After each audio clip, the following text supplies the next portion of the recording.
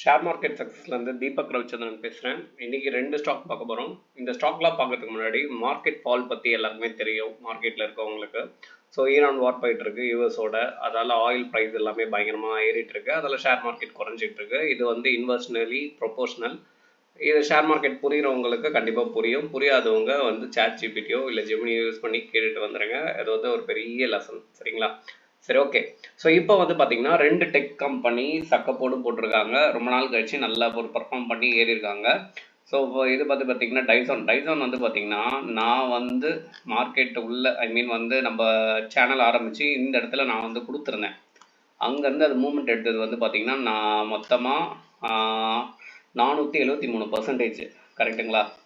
அதுக்கப்புறம் இது கரெக்ஷனில் இருக்குது. இப்போ மறுபடியும் என்ன பண்ணுறாங்கன்னா, இவங்களோட இதை வந்து எக்ஸ்பேண்ட் பண்ணுறாங்க, சரிங்களா? ஸோ இவங்க வந்து மெயினாக என்ன பண்ணுறாங்க அப்படின்னா, இந்த எலக்ட்ரானிக்ஸ் சிப்ஸ் எல்லாமே மேனுஃபேக்சரிங் பண்ணுறாங்க, சரிங்களா? So future is electronics. உங்களுக்கு தெரியும், lot of things is going to come like robotics, IoTs and everything, சரிங்களா? ஸோ டெக்னாலஜியாக ரொம்ப போக விரும்பலை, பட் எலக்ட்ரானிக்ஸ் யூஸ் ஆக போகுது, கரெக்டாக? ஸோ இவங்க வந்து ஒரு டைப் பண்ணி எக்ஸ்பேன்ஷன் பண்ணியிருக்காங்க. அது என்ன டைப் அப்படின்னா,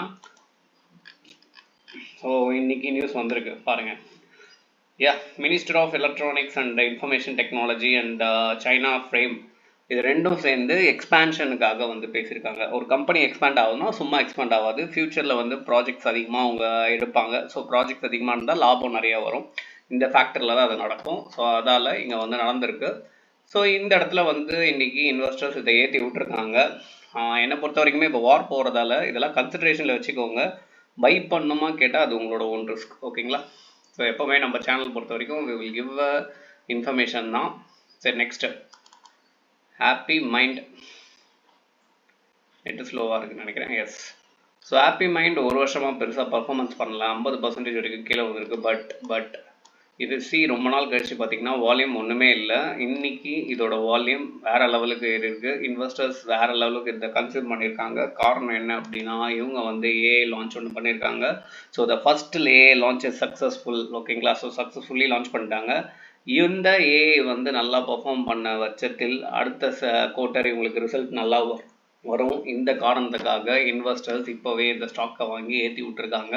ஸோ 2 ஸ்டாக்குமே நல்ல ஒரு ப்ரைஸ் கரெக்ஷன் ஆனதுக்கப்புறம் இந்த நியூஸ் வந்ததால் ஏறுறதுக்கான வாய்ப்புகள் இருக்குது. பட் ஈரான் யூஎஸோட வார் இன்னும் கண்டினியூ தான் ஆகிட்டு இருக்கு. என்னை பொறுத்த வரைக்கும் வார் நடந்துட்டு இருக்கும் போதும் சரி, வார் நடக்க போகுதுன்னு தெரியறதுக்கு முன்னாடியும் சரி, ஸ்டாக்கை பையிங் பண்ணுறது அவாய்ட் பண்ணுறது நல்லது. மேபி வார் நடந்து முடிஞ்சு செட்டில் ஆயிடுச்சுன்னா கண்டிப்பாக அடுத்த குவார்ட்டர் வரும்போது எல்லா ஸ்டாக்குமே மேலே ஏற்றி விடுவாங்க. ஸோ அப்போது இந்த மாதிரி ஸ்டாக்ஸ் இன்னும் பூம் ஆகும். வேணும்னா உங்கள் நான் லாங் டேர்ம் போகிறேன் அப்படின்னா பிரச்சனை இல்லை, நீங்கள் வாங்கி பை பண்ணி வச்சுக்கலாம். But if you are going for the short term swing ட்ரேடிங்லாம் இது ஒர்க் அவுட்டே ஆகாது, சரிங்களா? ஸோ அதை வந்து கன்சிடர் பண்ணிவிட்டு மார்க்கெட்டுக்குள்ளே வாங்க, ஓகேங்களா? ஸோ நம்ம சேனலை பொறுத்த வரைக்கும்